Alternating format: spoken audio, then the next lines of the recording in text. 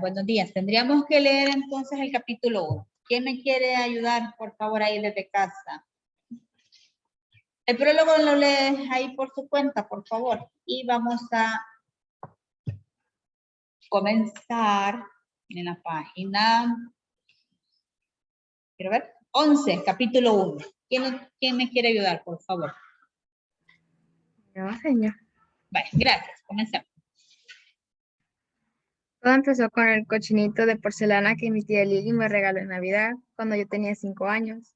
Mi madre fue quien se dio cuenta de que había desaparecido. Anabel, ¿escondiste tu alcancía? Ella estaba limpiando el zócalo de mi cuarto mientras yo guardaba mi ropa de verano. Debió darse cuenta de que la alcancía no estaba porque en mi pequeña habitación casi no había nada más que los muebles y las ventanas. Un peine, un cepillo y un libro junto a mi cama. Nadie va a tomar tus cosas, dijo. No es necesario que las escondas. Ella estaba de rodillas en el suelo y su cuerpo entero se sacudía mientras tallaba. Lo único que veía eran las suelas de sus zapatos negros que usa para trabajar.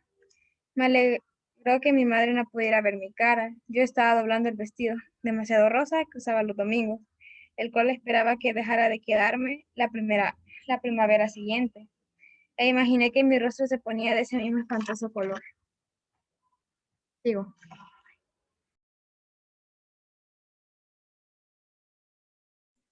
Sigo, señor. No.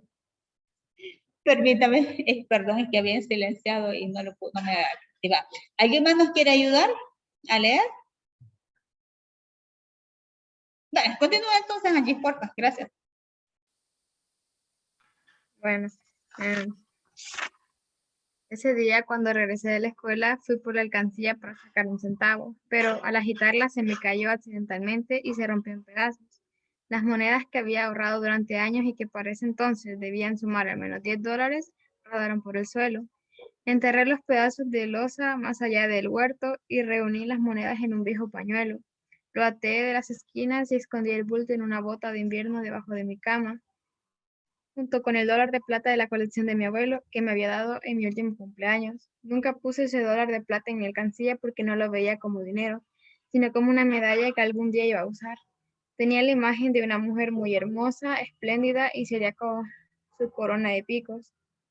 Decidí que podía deshacerme de un centavo, tal vez un poco más, pero no le daría ese dólar de plata a la chica terrible que me esperaba en el camino rumbo a la fosa del lobo. Para ir a la escuela todos los días caminaba con mis hermanos, Henry, de 9 años, y James, de 7, y me internaba en la fosa del lobo, de la que luego volvía a salir de regreso a casa. Ese era el lugar donde una chica mayor, robusta y fuerte, llamada Betty, dijo que me iba a esperar después de la escuela. Había llegado a la ciudad para vivir con sus abuelos, de Glengarry, que vivían a la orilla del arroyo Raccoon, justo al final del camino de nuestra granja. Desde el día en que apareció en la escuela 3 semanas antes me había dado miedo. Bueno, muy bien, gracias, Angie. Bueno, si ustedes se fijan, aquí, bueno, en el capítulo 1, siempre en los primeros capítulos estamos conociendo a los personajes. ¿Cómo se llama en este caso la chica sobre la que está hablando?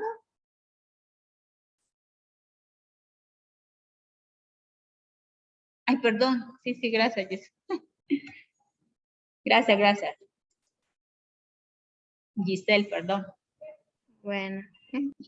Gracias, Giselle.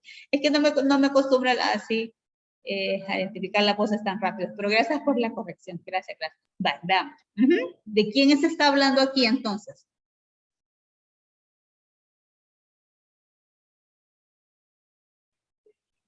Anabel, que es la que está contando todo eso, y de la niña. Ajá. Y de una niña llamada Betty que siempre le espera cuando va camino a su casa para molestarla, junto con sus hermanos Henry. Tenemos a Henry y a James, de 9 y 7 años. Entonces estamos hablando que Anabel sería como que la hermanita mayor, ¿verdad? En este caso, muy bien. Y si usted se fija, miren todo el dinero que ella va ¿cómo se llama? A manejar, dice que no le va a hacer ningún mal que le haga falta un centavo. O sea, el contexto en el cual está escrita la obra, es bastante importante que nosotros nos vayamos fijando, ¿verdad? Y, hola. Sí, permítame un momento. Bueno, muy bien, gracias. En este caso, Giselle, no sé si usted perdón, Naomi, sí, ¿verdad? ¿Me ayuda? ¿Ya la leyó completa, la obra? Voy por el capítulo 5. Muy bien. ¿Y qué le ha parecido hasta el momento la historia? Que va poco a poco introduciendo lo que le va a ir pasando a continuación. Va. Va, muy bien. Aquí, si ustedes ya se fijaron, ahí lo que, pues su compañerita nos leyó, ¿verdad? Naomi, lo que nos leyó, menciona ella o el narrador, porque vamos a lograr determinar también quién está narrando la historia, dice, pero no le daría ese dólar de plata a la chica terrible que me esperaba. Bueno, dólar de plata, todavía no se está especificando el material. A la chica terrible que me esperaba en el camino rumbo a la fosa del lobo. Y la novela se llama La fosa del lobo, ¿verdad? Y a medida que usted vaya leyendo, váyase fijándose en estos puntos para que logre identificar el porqué del título, ¿verdad? Y ahí vamos a tener como que, en este caso, 2 puntos de vista, digámoslo así, para que usted lo tome en cuenta. Y la invitación, pues, es para que nosotros la comencemos a leer, ¿verdad? Y vayamos avanzando en esta lectura mecánica. ¿Dudas hasta el momento, jóvenes? No, señor. No, vale, muy bien.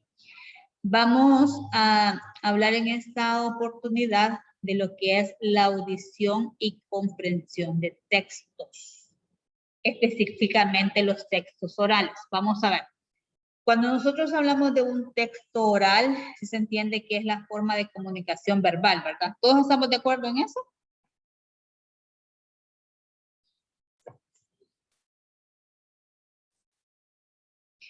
Pero cuando yo preparo un texto oral, ¿cómo lo preparo? Vamos a ver.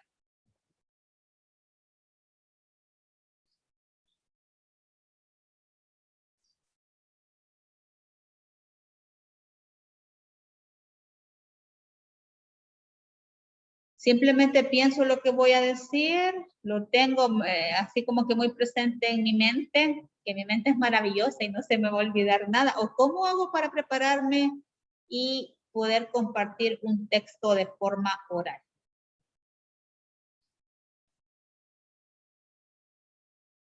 Escribiéndolo. Excelente. Muy bien. Entonces, esto es importante, ¿verdad? O sea, a ver, cualquier orador, algún conferencista, cuando nos dan alguna charla, siempre tenemos que tener un guión, ¿verdad?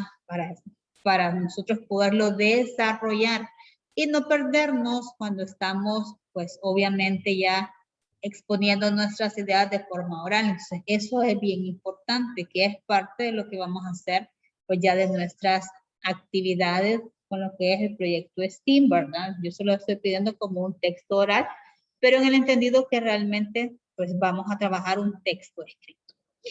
Dice, vamos a, en este caso, ir definiendo cada uno de estos elementos. Vamos a hablar ahora de lo que es el texto oral y la escucha efectiva. El texto oral es la forma más natural de comunicación. En él existen aspectos paralingüísticos como la intensidad, el timbre, el ritmo, el uso del lenguaje no verbal, por ejemplo, como gestos, miradas, guiños, etc. La mayor espontaneidad del texto oral se debe a que el emisor y el receptor comparten un mismo contexto comunicativo. Entonces, cuando hablamos de la intensidad, el timbre y el ritmo, por ejemplo, a veces cuando nosotros estamos así como que entre amigos y usted necesita contar algo que le causó un impacto, tendemos muchas veces de la emoción, ¿verdad? A hablar muy rápido. ¿Y qué nos dicen nuestros amigos? Espérate, espérate, cálmate, cálmate, respira profundo y habla despacio porque no te logramos entender todo lo que nos estás contando. ¿Sí o no? ¿Ya nos ha sucedido eso? Sí. Sí, ¿verdad? Va, muy bien. Entonces, esto no es algo nuevo, es lo que nosotros vivimos cada día y aquí lo que vamos a hacer nada más es ir ordenando estas ideas para prepararnos, obviamente, para poder nosotros realizar un texto oral. ¿En qué circunstancias utilizamos un texto oral? Bueno, cuando se expone. ¿Qué sucede cuando nosotros exponemos? Además que estamos muy nerviosos. ¿Cómo nos preparamos para una exposición? Vamos a ver experiencias acá, vamos a escuchar. Saber de lo que vamos a hablar. Practicarlo. Muy bien, tenemos que conocer de lo que vamos a hablar, el tema que vamos a desarrollar, practicamos. Muy bien, cuando practicamos, ¿cómo lo hacemos? Ya estamos en el entendido que usted ya maneja, ya tiene a la mano toda la información que necesita compartir, por eso va a exponer. Pero ¿cómo hacemos para practicar? ¿Cómo lo hacemos?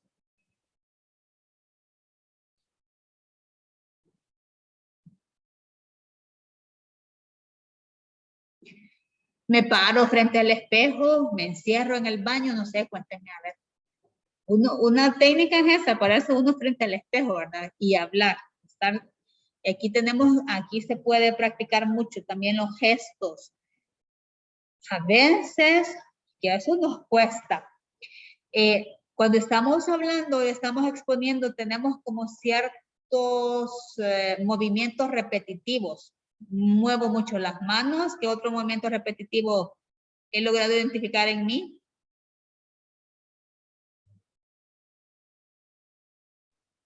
Usted se mueve de un lugar a otro, ¿verdad? Casi que bailamos. ¿Les ha sucedido en algún momento eso? A mí sí.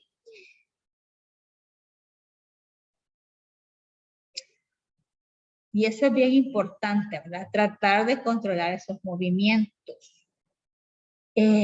Hay bueno, por ahí estaba viendo yo no me acuerdo cómo que se llama, una serie que habla sobre esta reina de Inglaterra. Cuando ella la estaban preparando ya para asumir el reinado, una de las técnicas, porque sí, ¿verdad? Tenía ella que aprender a hablar en público. Entonces lo que hicieron, o en este caso lo que hizo la persona que la estaba preparando fue amarrarle las manos a las sillas de forma rígida, de forma tal que cuando ella estuviese hablando no moviera las manos. Imagínense a lo que llegan para poder corregir estos impulsos, ¿verdad? Que nosotros tenemos, que tiene que ver con esta parte, ¿verdad? De este lenguaje no verbal, esos gestos, que nosotros tenemos esa manía, digámoslo así, de mover mucho las manos, pero es parte también, algo, digamos, sí, es algo natural realmente, que eso poco a poco uno lo va dominando. Hay que tener en cuenta que el emisor debe expresarse de forma coherente y presentar las ideas cohesionadas y hacer uso del lenguaje no verbal. El receptor, por su parte, ha de hacer contacto visual con el interlocutor que escucha. En algunos casos será necesario parafrasear algunos de los mensajes comunicados. No basta con asentir con expresiones neutras como ya, claro, etcétera, sino que para demostrar interés, etcétera, sino que algunas veces hay que repetir con otras palabras este mensaje. Cuando estamos hablando así en confianza con nuestros compañeros o con nuestros amigos, una forma de evidenciar que realmente mi amigo o mi amiga me está escuchando es que pues repita, ¿verdad? Ciertos acontecimientos o ciertas frases que yo le estoy compartiendo. Y eso es una forma de retroalimentación para poder entender que la otra persona realmente me está escuchando. Por eso es que nosotros siempre los docentes, cuando estamos en clases, pedimos que usted responda, ¿verdad? De una forma u otra para tener, pues, esa convicción de que usted nos está escuchando y está, pues, logrando entender el mensaje que estamos transmitiendo, ¿verdad? Eso es bien importante, que tiene que ver, obviamente, con esto que es expresarse de forma coherente y expresar esa cohesión en las ideas que yo estoy presentando, ¿verdad? Eso es bien importante porque vamos a tener un hilo conductor y por eso es importante siempre tener el texto escrito, aunque yo lo voy a presentar de forma oral. Eso es básico. ¿Tenemos limitaciones en la comunicación oral? Sí, y eso es lo que nosotros vamos a tratar de reducir siempre en todo momento. Estas limitaciones dependen tanto del emisor como del receptor. Por ejemplo, cuando el primero, es decir, el emisor, no se expresa con claridad y confunde u olvida partes importantes de su mensaje. Asimismo, si el receptor está desconcentrado, distraído o somnoliento, no comprenderá el mensaje. Entonces, estas limitaciones también son bien importantes y estas limitaciones son limitaciones internas. Y cuando hablamos de limitaciones externas de la comunicación oral, ¿cuáles podrían ser? ¿Cuáles hemos logrado identificar?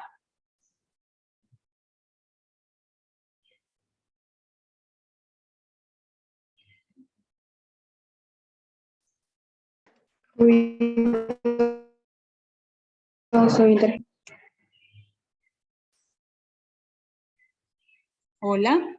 Fíjese que casi no le escuché, perdón. Ruidos e interferencias. Excelente, muy bien. Tenemos interferencias externas, ¿verdad? Ruidos. Por ejemplo, de repente pasa aquí un vehículo y va como que acelerando, ¿verdad? O van pitando. Esas son interferencias externas. De repente escuchamos pláticas en los pasillos, ¿verdad? Estamos aquí en el salón de clase. Cuando estamos en casa, por ejemplo, ustedes están exponiendo o estamos compartiendo algo y usted tiene esa participación, de repente se escucha el pito ahí de la bicicleta que ya está repartida, ya nos está anunciando que andan vendiendo el pan, ¿verdad? O el perrito ahí sale corriendo a ladrar, qué sé yo, que siente que algo no está bien o alguna persona externa se está acercando a su casa. Todas esas interferencias, pues hay que tenerlas en cuenta y hay que tratar de no distraerse, porque esas interferencias externas no las podemos manejar. No obstante, las interferencias internas sí, ¿verdad? Porque, por ejemplo, si estoy en una clase, ahorita más de alguno de ustedes está pendiente del teléfono. Eso es un distractor. Eso no lo vamos a negar, ¿verdad? Entonces, en la medida de lo posible, hay que ir tomando en cuenta estos factores internos y estos factores externos y aquellos que nosotros podamos controlar, pues hacerlo. Y si no los podemos controlar, en el caso de los factores externos, pues esperar, ¿verdad? De repente usted dice, bueno, permítame un momentito que aquí hay bulla, ¿verdad? Y nosotros le esperamos, ¿verdad? No hay ningún problema. Vamos a hablar en estos momentos de los que son las características de los textos orales. Cuando tenemos estos textos orales hay que tener en cuenta cada uno de estos. Primero, esta planificación escasa, dice, excepto en situaciones formales, que pueden ser conferencias, discursos, charlas, foro, ¿verdad?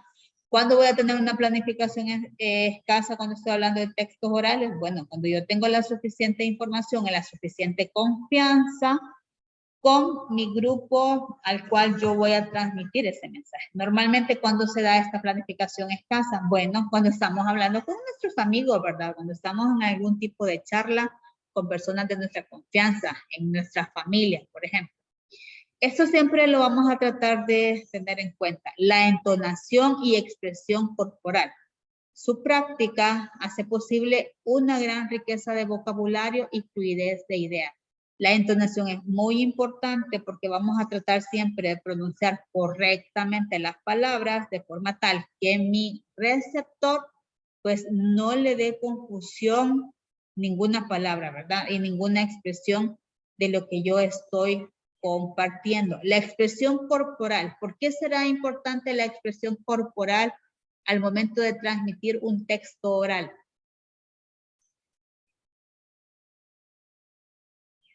Porque así te das a entender mejor. Excelente. Y esa expresión corporal va a denotar varios aspectos. Que yo estoy atento a lo que me están compartiendo, ¿sí? Como receptor. Porque si yo no estoy atento, la expresión física lo va a denotar. Yo medio veo pasar una mosca y ahí me voy detrás de la mosca con la vista, ¿verdad? Para ver a dónde se va a ir a parar, etcétera, etcétera. Entonces, eso es bien importante, la expresión corporal. Si no puedo hablar, porque obviamente no nos gusta interrumpir, ¿verdad?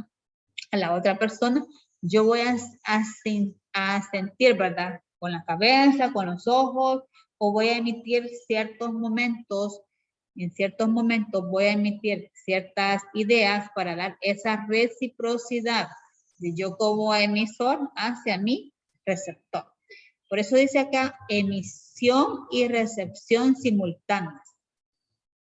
Porque el mensaje dice, en este caso también otra característica, no permanece en el tiempo.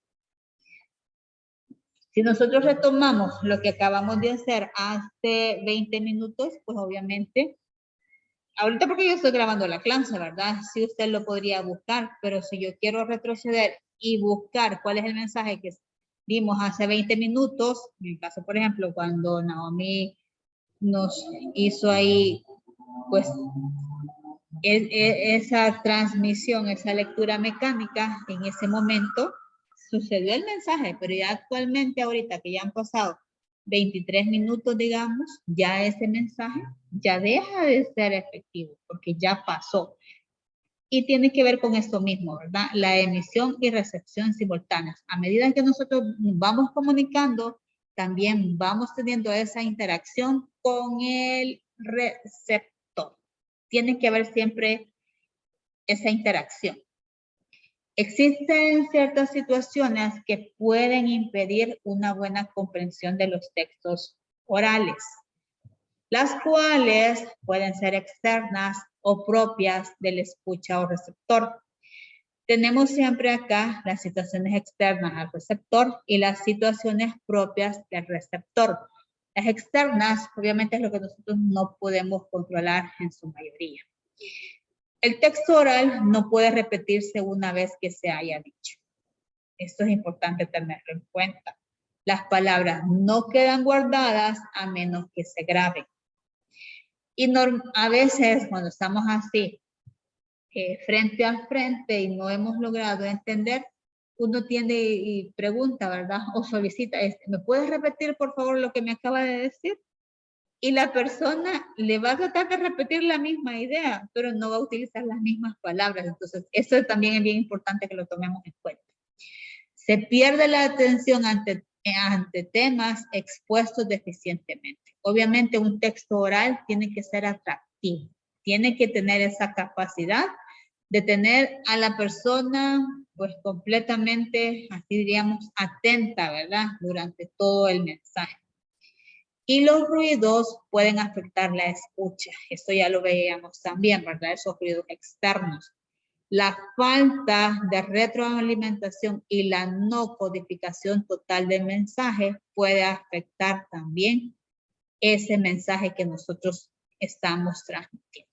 Entonces, estas situaciones externas al receptor, en la medida de lo posible que nosotros las podamos disminuir, pues entonces sería más que genial, ¿verdad? Pero cuando nosotros no las podemos controlar, pues aquí sí, ¿verdad? Hay que tratar de compartir ese mensaje lo mejor posible, que todos podamos. ¿De acuerdo?